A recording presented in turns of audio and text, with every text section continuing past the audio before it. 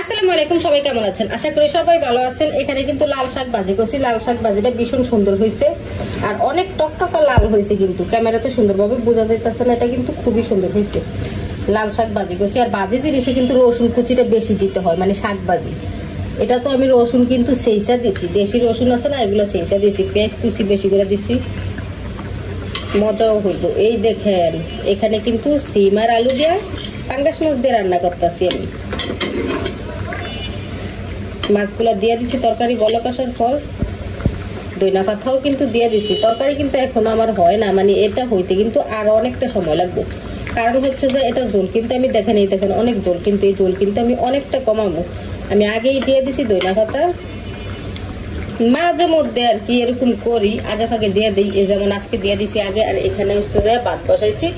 ওই যে দেখেন ভাতের মধ্যে একটা ডিমও আছে।